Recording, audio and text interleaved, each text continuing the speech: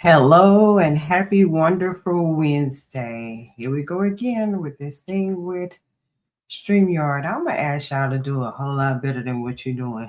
I know everything grows, systems grows. When it comes to the internet, when it comes to going live, each company, just like Why He Can't, as well as Color Me Stigma Free, which is a nonprofit organization, as well as myself. We continue to grow and things continue to move on. And in those growing times, there comes growing pains. So, thank you for joining us this Wednesday evening for another podcast here for Unapologetic Therapy Conversations for Everyone on the Couch segments with your girl, Tish.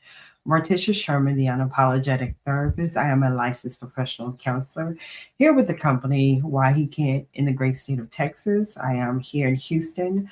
I do online telehealth with Florida, in the process with Louisiana as well as Georgia. Excited for the growth to keep moving, to be able to talk about the things that people otherwise don't want to talk about, which is mental health and how it impacts us all. It doesn't just impact the person who has been diagnosed with a mental health disorder, it impacts those around them and their loved ones. Hello again.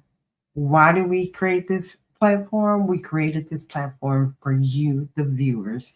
Thank you, thank you, thank you to those who have been viewing us since October of 24. We're going to continue to talk about the things that some people want to talk about, but we're going to have those mental health talks. And you get me from 30 minutes to an hour, depending on the topic and what we're discussing here on Facebook Live, um, Instagram, TikTok, Twitter, YouTube, and of course, we are working our way on getting onto other platforms for podcasts, such as Spotify, Apple, for those who are driving and just want to listen to the podcast. Welcome to today's segment. Today's segment, we're talking about from shadows to sanctuary, reclaiming hope in hard places. Today, I had a great conversation with one of my mentors, and we talked about how we don't know it or we can't really see it, but our world is in recession. And recession does affect us all. It does affect those who are making money, not making money, those who save money, those who don't save money. But today, from sanctuary, from shadows to sanctuary, we're going to have that conversation. I'm Morticia Sherman, founder of Why He Can't and Color Me Stigma Free. Today, we're leaning into a conversation that matters deeply. Of course, we know September is Suicide Prevention Month, and this episode is for everyone who has ever felt the weight of despair. For those who have walked through valleys of shadow, and for the loved ones who stand beside them. I also want to touch in and go into, we're talking about reclaiming hope in hard places, not in a way that dismisses pain, but in a way to honor it, transform it, building sanctuaries where life can take root again. We all know that when you take something such as a seed and you bury it, of course, it's going to be buried into darkness. But just take heed, take note that it's going to grow when you speak life into it. And when you speak life into it, that life will give it an opportunity to grow from that seed. And you're going to start seeing, the germination of a plant. And I love science to the fact of I love nature and I love seeing things grow and how you can even see when we're talking about from shadows to sanctuary, proclaiming hope in hard places. Just think about a hard place such as concrete. You have concrete and you see grass growing from concrete, you see flowers, you see weeds growing for concrete, and they were in dark places. But when you see them grow from that concrete, unless you spray weed eater or whatnot, you see the fertilization of it, you see the greenness of it, you see how it's growing through and it's breaking forth. And that's where I'm talking about therapy unapologetically. Breaking forth in those dark places, those shadowy places, and finding sanctuary and reclaiming your hope in that hard place. That hard place can be anything such as relocating from a state that you grew up in. And now you're in a place that you never grew up in and you don't know many people. And you've been planted. You've been planted in that place, and it's time for you to grow. It's time for you to take heed and take note that you were planted in that place for a reason. It could be a job, it could be a relationship, it could be anything. And I was talking today about my specialty. My specialty is grief.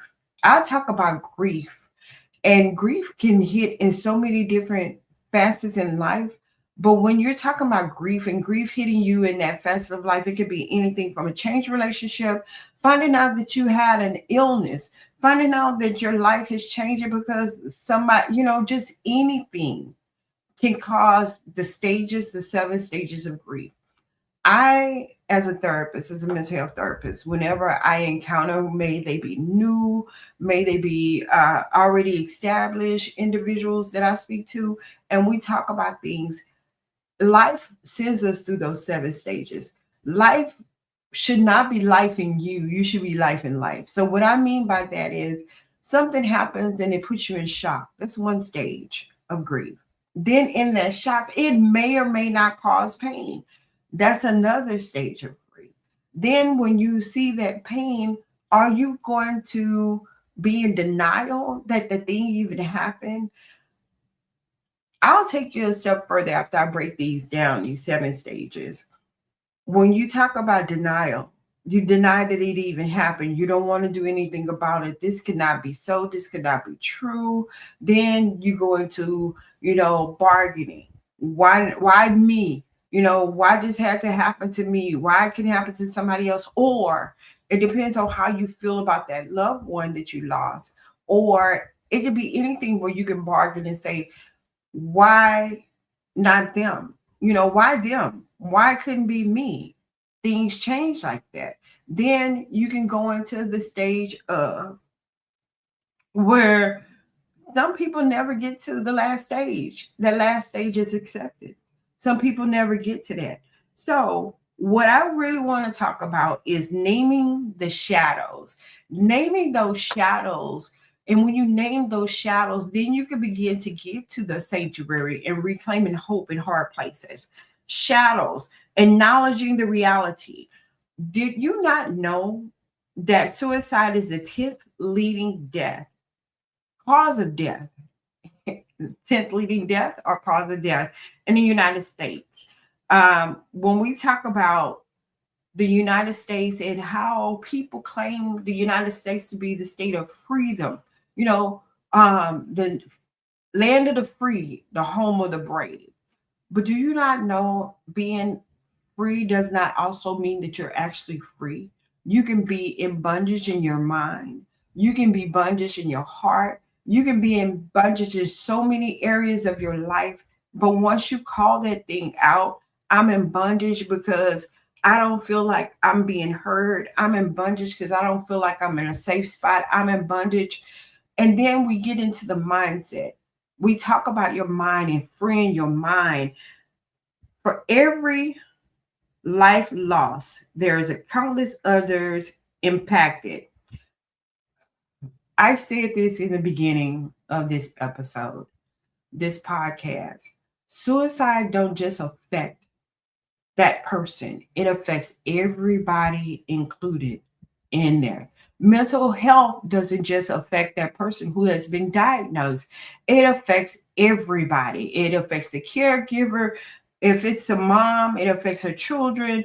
It affects the grandchildren if you have grandchildren. It affects everybody. If you're a dad, it affects you. It affects your kids. Mental health is a conversation that we all need to have. And the reason why I said Therapy is safe. Therapy is a safe space. I, for one, will tell you I don't have a heaven or a hell to put you in, and this is a judgment free zone. I don't have time to judge you about what you're processing and how you're processing it because you don't know my story unless and I sit down and tell you. And many times I will, in certain cases, I will be so transparent inside of a session. You be like, I never knew. You're not the only person growing through it. And notice I say growing through it. You're not the only person growing through it, but what you're growing through and what you learn from that, you'll be able to share that with somebody else. So, normalizing the conversation, silence can be deadly.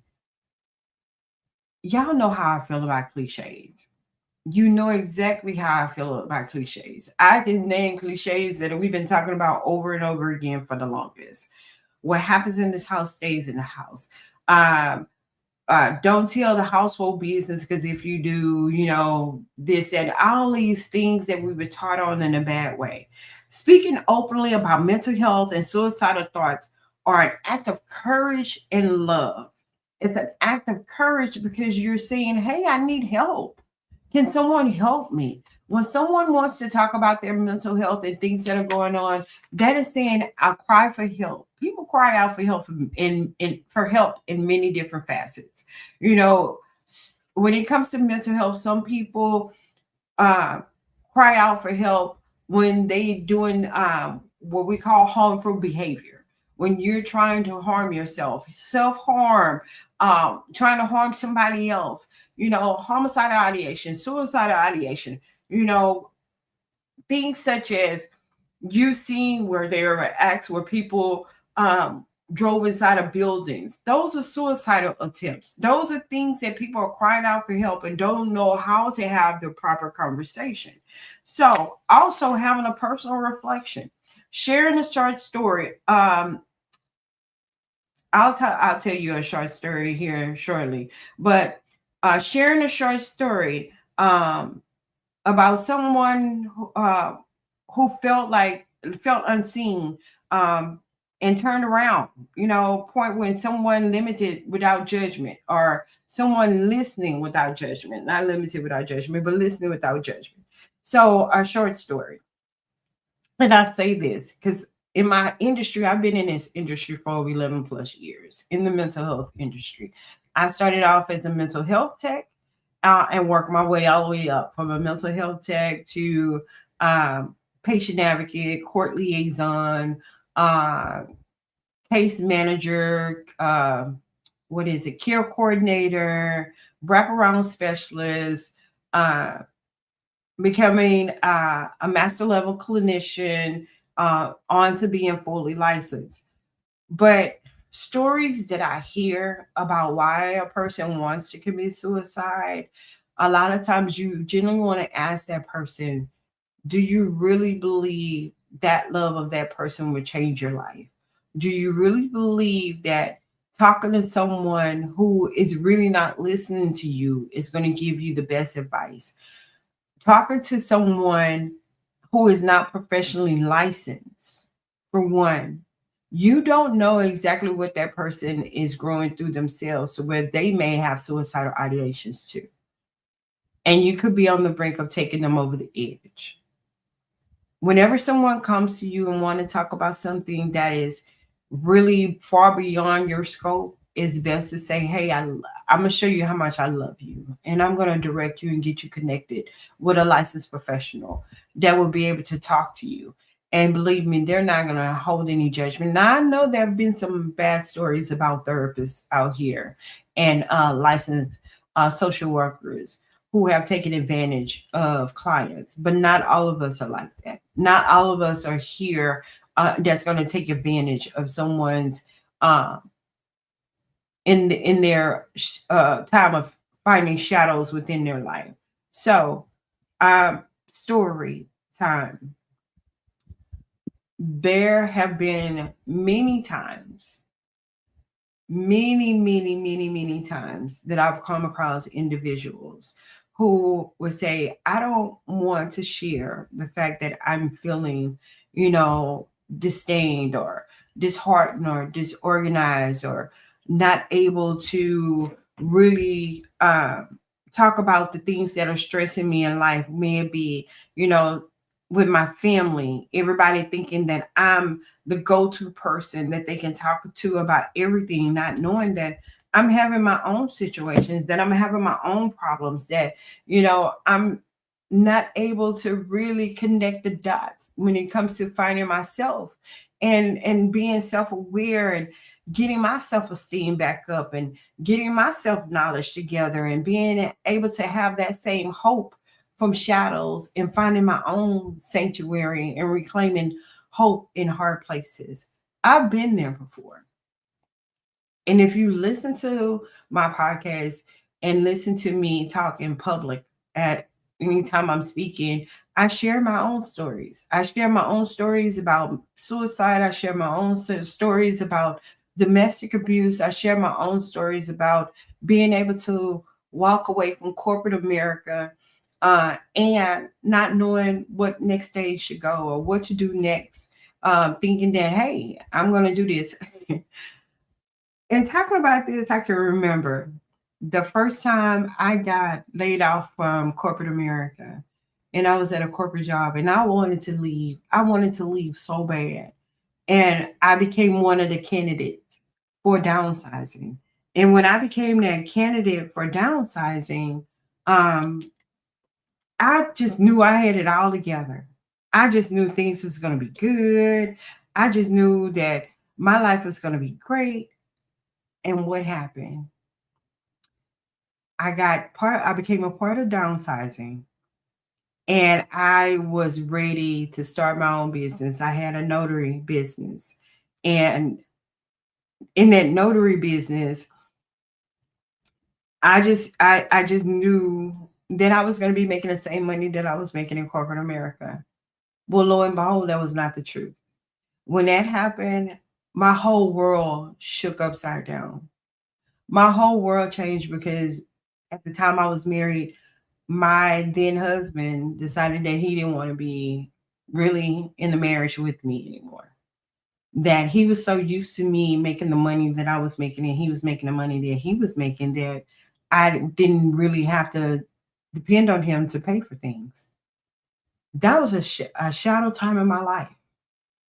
That was really a shadow time in my life because my kids were graduating from high school and I had two middle schoolers and we had just purchased a house. We had only been in a house for 4 years. And that was hard for me. I had to find sanctuary and I found sanctuary in the wrong way by really going to church, but I was going to church, but I was attending, but I wasn't in attendance. So with that, it caused me to be in shadows.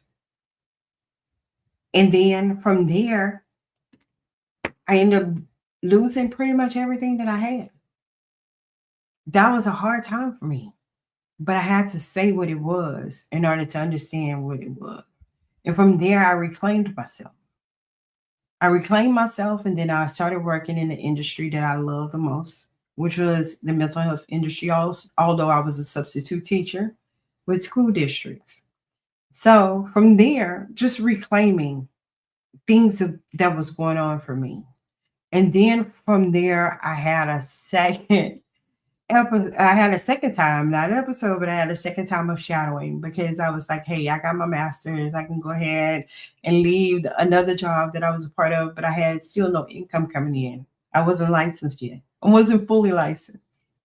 So now I'm in that stage of life now, and I'm like, hey, being licensed, only person that can fire me is me. That how has always been a thing. I've always wanted to be my own entrepreneur, my own foundation builder, my own generational wealth builder. And now I'm in that place and I can share that story. Don't give up. Don't ever give up in your shadows. Don't ever give up in your shadows because you can reclaim the life you want to live by creating a new sanctuary and reclaiming hope in that hard place. Don't ever give up, no matter what it looks like, because just looking that way for that temporary moment. Things are temporal. So, understanding the hard places. When you define hard places, I'm talking about trauma, loss, chronic illness, systematic oppression, isolation, identity struggles. Those are hard places that you can give a name to and then start building your sanctuary or reclaiming hope in that time, in that season of your life. So, how depression distorts hope and narrows vision. When I say depression, I've given depression its own name for me. I call it deeply resting. That your mind is just deeply resting in a stage of where you're feeling like there's no hope to no ends and no means. That's where depression is defined to me. Depression is your mind is deeply resting in a state where the shadows have overtaken everything about you. And you're at that point where you're not naming those shadows. So you can start building a sanctuary and reclaiming hope in those hard places. When you're experiencing depression, a lot of people say, oh, I just get inside of a dark space and I close the blinds, I get up under the cover, and I sometimes you just do that when your body is like, hey, I need a rest. But when your mind is deeply resting, meaning that it has shut off everything, that it has not come to a conclusion that you can see things clearer, that you don't deserve things better than what they are.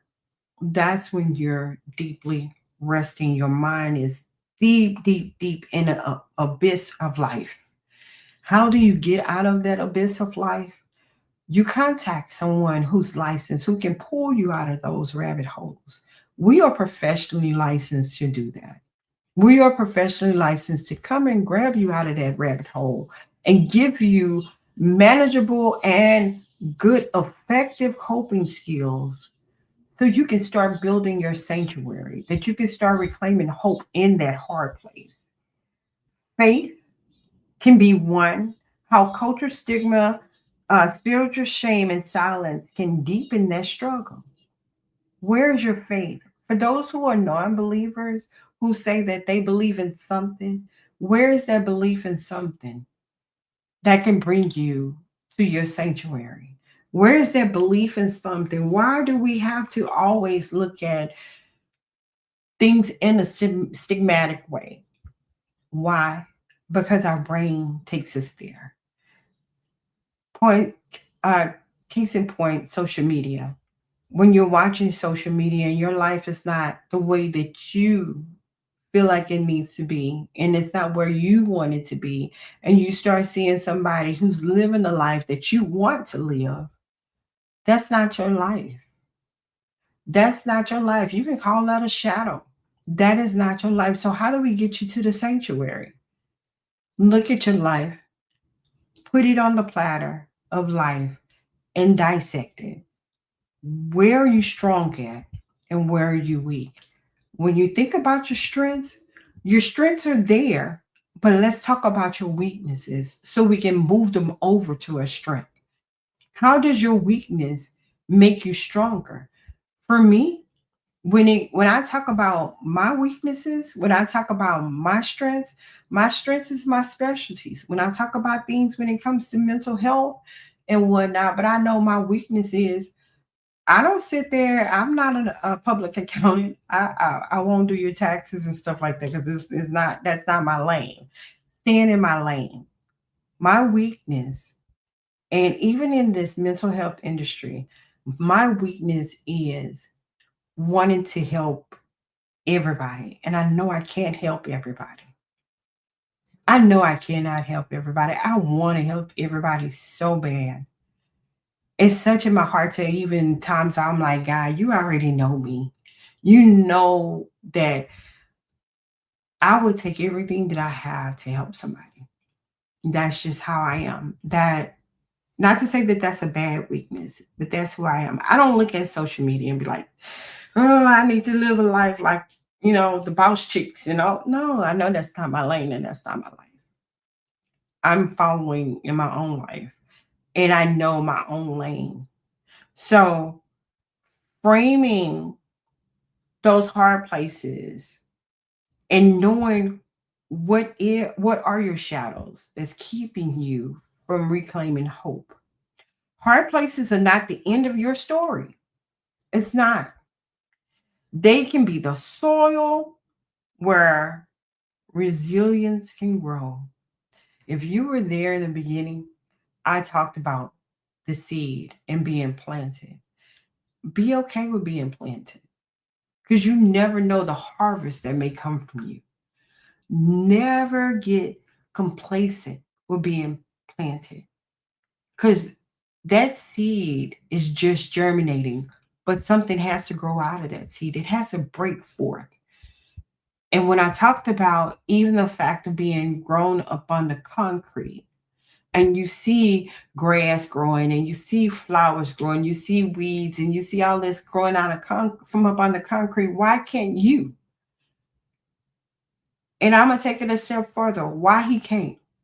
Why he can't take you from those shadows and take you into a pleasant sanctuary where you're reclaiming hope in those hard places, and that hard place can be the concrete of life, this concrete jungle that they used to say back in the days, the concrete jungle of life that's throwing everything at you from the kitchen sink to the bathroom toilet. And it's causing you to feel like life is just too much. It's not. Build your strength. But right now, you're being exposed for your weaknesses.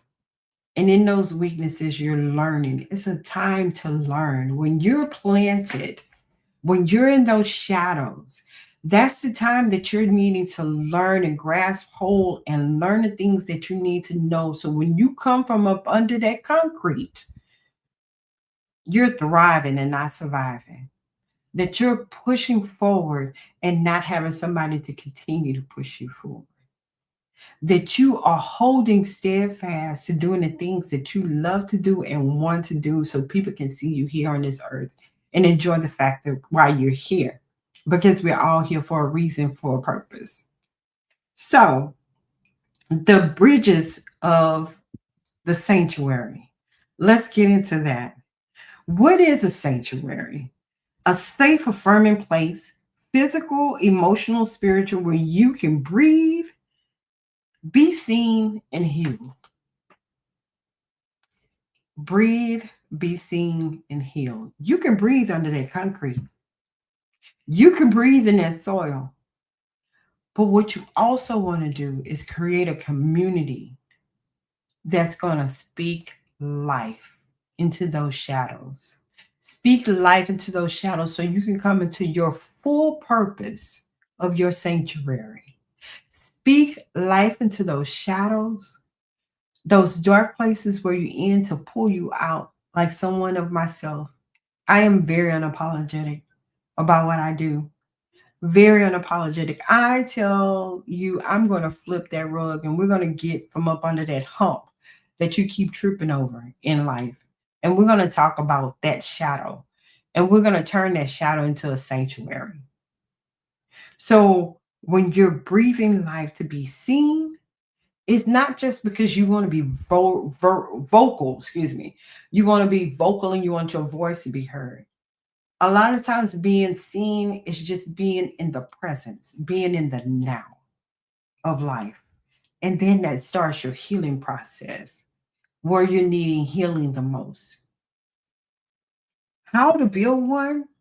Connection. Find one safe person or a group. I love groups. I have been building my platform for groups. A lot of people contact me and say, when are you going to do your next group session? I am. It's going to happen. But I can still do it individually with you. If you're needing grief counseling, and that's on every spectrum, every aspect, if you need somebody to talk to so you can find your next venture on where you're going to be in your next career, let's talk about it. Because a lot of times people are in careers they don't even want to be in anymore. Does it serve a purpose for you? We're going to get into some deep questions when we connect. expressions, journal, art, music, prayer, movement. I started back walking. I enjoy walking. I started back walking, enjoying nature and getting out there, having movement, doing art, journaling, playing music, prayer. Prayer doesn't always just have to happen at a certain time of the day. You can pray throughout the day for those who are believers. You can pray throughout the day. Boundaries, limited exposure to harmful voices or environment. When I talk about boundaries, with individuals, if you're going to set some healthy boundaries, make sure those boundaries are healthy for you as well. Don't say, "Oh, I don't want to be around negative talking people," but you constantly talking negative. Don't create a boundary that you can't do for yourself. Boundaries are meant to be healthy on both ends, on your end and the one that you're making for the others around you. Storytelling, share personal or share a story with someone who may know that's growing through the same process. Show them how you came through it. Share. Stop gatekeeping your stories. People need to hear your stories because hearing your story can let them know that they're not the only one growing through that situation. May it be a sickness. If you've been diagnosed with any type of illness, chronic illness, how are you growing through that? Share that with somebody who's growing through it too. Help them get out the shadows into a sanctuary to know that they too can heal. I met many cancer survivors who have told me their stories. And I always tell them, share that with somebody. Go back up and ask MD Anderson, can you be, the cancer center, can you be, what they call them, candy striper? Give somebody else hope. Help somebody reclaim their hope. Even if you know or been diagnosed, and this is the main one that goes towards the Black and Brown community, type 2 diabetes, congestive heart failure, or something of that sort. The doctor tells you, oh, you got type 2 diabetes and there's no recourse and you can't change the diagnosis. That's a lie. I know that for a fact.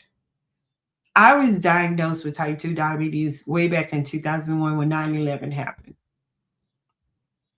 And what they would say, oh, there's no cure. There is a cure. It's called diet and exercise. It's called proper eating. It's called finding out those things that trigger your sugar. I'm telling a story because I got to tell the story. When I forgot there was a different injectable before Ozempic, there was another injectable that they were giving out to people who had type 2 diabetes.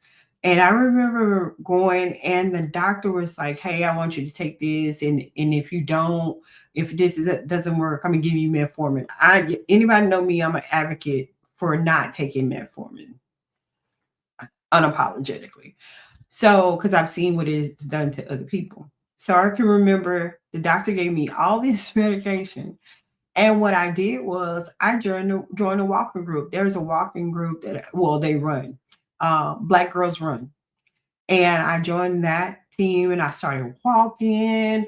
I started changing my eating patterns. I stopped eating after a certain time. I started doing all these things because I said, just give me, you telling me 6 months, you'll check my A1C again in 6 months. Let's do that. So she was like, yeah, but I need you to take these medications. I bought the meds. I did. But what I did was I used wisdom and I started looking at my behavior and what those things were that caused my blood sugar to be elevated. When I went back after that 6 months, my A1C had decreased tremendously. I think I got down to like a 5.7. And at that time, I was at an 11 A1C. I got down to a 5.7 on my own, diet and exercise, getting out there, walking. It's not for everybody, but you have to learn and sit down and write your information, write down that shadow so you can get to that sanctuary. So now I'm in my sanctuary. I'm in my sanctuary and I stay and I keep up. And there are times when I do have bad behavior and I eat things that I shouldn't be eating. And then I go back and say, you know what? You know, you had no business doing that. But bridging, finding professional help, therapy, support groups, crisis line, finding those things, affirmation, you are allowed to rest. You are allowed to be heard. You are allowed to heal. Those should be your affirmation. You are allowed. So let's reclaim hope. Hope is a place and it's a practice, not for a feeling. I'll say that again. Hope is a place and it's a practice. It's not just a feeling. Small daily actions that signal your brain and body that life is worth staying for. That's building hope. That's reclaiming hope. Practical tools. Write a list of gratitude. You can do this daily. Go out and move. Enjoy the sunlight. Hydration. Writing goals. I use the SMART goal tool, but I'll really only use the top three. I'll tell you be specific, be specific. Also, make sure your goals are very measurable. And when I mean by measurable, you don't have to do years. You can actually do a 5 day, a 10 day, a 20 day, a 30 day, a 60 day, a 90 day, and do a checklist. Check them off. Make them to micro goals. That way you won't overwhelm yourself and try and overdo the thing. Then faith, finding scriptures, creating your own affirmations, cultural proverbs that speak life. Speak life into yourself. You don't have to wait for me. You don't have to wait for anybody else to speak life into you. Speak life into yourself. Speak life into yourself every day. You know, Mary J. Blige has this song called Good Morning Gorgeous or Hello Beautiful or Good Morning, whatever. You can tell yourself that. You can stand in front of a mirror and say, you are the best thing since an Oreo cookie. Are you the best thing since a banana pudding? Whatever you want to say that you are. You are the best thing that ever created because it's only one of you. I don't care if you have a twin, triplet, quadruplet, whatever. It's only one of you. You're the only one. You are the only you that you can be. Community roles. How listeners can be hope bearers for others. Checking in, listening, showing up. Check in, show up, be in the present, be in the now. Hope is not the absence of darkness, it's the belief that the dawn is worth waiting for. When you go to sleep in the morning, excuse me, when you go to sleep at night, you hope that you wake up in the morning so you can see another day. Why not do that for your mental health? Why not do that in those shadows? Hope that you're going to see your sanctuary and start walking towards it and being a part of it. For those who are listening in, if you know someone who is struggling with depression or having suicidal ideations or having suicidal thoughts, you see my information scrolling at the bottom of the screen. You can DM me on social media. You can also text us at 346-525-4981. Again, the number is 346-525-4981. Have a conversation. I do 15-minute consultations. And if I am the person for you to talk to about what's going on, then I'm that person. But if I'm not, I do have others that I can connect you with. You also have the U.S. Crisis Hotline. You can call or text 988. The Crisis Hotline, uh, the Crisis Text Line is the word. You can text home, excuse me, to 741741 for veterans. For those who are veterans, there is a crisis line for you as well, 988, and you can press the number 1. I encourage you, for international listeners, take a look at your local hotline number. Normalize help seeking. Notice I said normalize help seeking. Reach out. Reaching out is not a weakness, it's a strategy of survival. I'm here to talk to you. I'm on all platforms, medical, self pay, all of that. I'm on all platforms. You can reach out to me at whyhecan.com. You can also email us at info@whyhecan.com, as well as 346-525-4981. Here's my call to action for you. For those of you who are struggling, you're not a burden. You are not invisible. Your life is needed.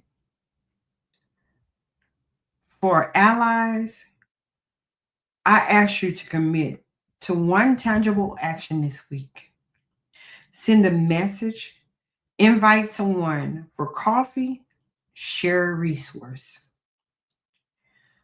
For Movement Tied In, I invite you as a listener to go to our website, donate to Color Me Stigma Free. It is a tax write off. All donations are taxable for writing off. I invite you, share our workshops, share our events, share our online community. I'm posting every day about what's going on here in the mental health world. Okay, 911. Yeah. So, also, events that are going on, if you want to laugh, you can see it all on my social media platforms. If you know, I used to be a part of the, well, not used to be, but I started off with the Save This Silly Morning show, and we talked about different things. And they, gospel comedy entertainment does clean comedy, as well as this gentleman right here became a part of my family. Mail with the details, TT Carson, Big Skinny, Cousin Al, Stacey Anderson, this Saturday. This Saturday, doors open at 6. Show starts at 7 p.m. Tickets are available $25 to $30 at the door. New Orleans Bar and Grill. That's off Westlake Houston Parkway. Um, it says they're calling out all Virgos. Don't just have to be a Virgo. Come out there and laugh. It's great comedy. If you go to my social media platform, there are other shows that Gospel Comedy Entertainment is doing, but Big Skinny, the gentleman that's on here, he's actually hosting this show along with his fellow comrades who are comedians, and they will be hosting Virgo's comedy show. Um, you want to be there. It Mail with the details is gonna come with the details. Big Skinny, ah, he'll tell you he's big on the outside, but skinny on the inside. Cousin Al, they call him Cousin Al. Let me tell you that they leave you laughing and speechless at the same time. Also, on November, I don't think it's been sold out, but there's an after dark dinner cruise, November the 23rd. That's on a Sunday. That's right before Thanksgiving. There's a fashion show being held, and I'm set to do promotional information about what I do in the mental health industry. You can reach 281-594-9597 for more information. I believe that's, let me remove my banner just in case. Yeah. 281-594-9597 and find out more information. If you want to know more information about what's going on with this dinner cruise. Also, we are in the midst of getting a location, but save the date. January 24th, 2026. Can't Shake Me, Houston's biggest, loudest mental health circle. We're having vendors, we're having things that are really going to be talking about mental health, because mental health doesn't just deal with the mind, it deals with all facets, you know, caregiving. How do you best manage the time if you're a caregiver for your loved one, and what signals or what signs when it's time for you to bring other individuals in to help you, because you get burnt out just as well. Caregivers get burnt out, licensed caseworkers, licensed professional therapists, we have those burnouts. Save the date, January 24, 2026. Can't Shake Me, Houston's biggest and largest mental health circle. I'm hoping that we have doctors that are going to be there and do the walk with the doctors so you can have conversations, so you can get to know individuals who are out there in the community doing the work that we also often don't want to talk about. So, I have had a great night spending time with you, talking about mental health and being unapologetic on the couch with you, sharing from shadows to sanctuary, reclaiming hope in hard places. That hard place is just your cement. You can break forth through that cement. You see it out here in the world. You see it on the sides of the streets. You see it in life, in your apartments, in your home, wherever you go, you see life continuously to come through. Even in hard places, you see plants growing out of concrete. You see plants and flowers and trees growing out of hard places. You could even go inside of somewhere in Texas where it's nothing but dirt and you will find a plant. You're meant to be seen. You're meant to be here. You're meant to be a part of what's going on in this earth, and not just being a voice when things are happening in a negative way, but also being a voice when things are happening in a positive way. Come join us. Come be a part of what we're doing and why he can't, and color me stigma free. Come be a part of what we're doing and getting the word out to the community. Don't be on the woulda, shoulda, coulda train. I would have been there. I could have been there. And I should have been there train. Because when this train is going to keep moving, and I really would love for you to be a part of what we're doing. I'll see you next Wednesday. Of course, next Wednesday is a party, y'all. Next Wednesday is my birthday.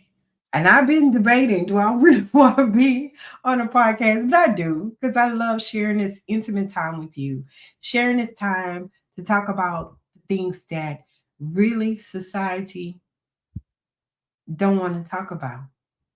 I said this last week. If you look at, for the month of September, if you look at all social media platforms, you're going to see many different things about suicide. Thank you, Ash. I hope to see you next Wednesday, because me and your mom share the same birthday. I just wanted you to know that. But here's the thing, don't be a part of the problem, be a part of the solution. You want to know about what's going on in mental health and what's going on out here in this world and helping people get out of the shadows and get into a sanctuary? Partner up with me. I invite you. I'm giving you a call to action. I'm giving you a call to action. We accept all donations because it's going to go right back to getting out here in this community and doing the things that need to be done.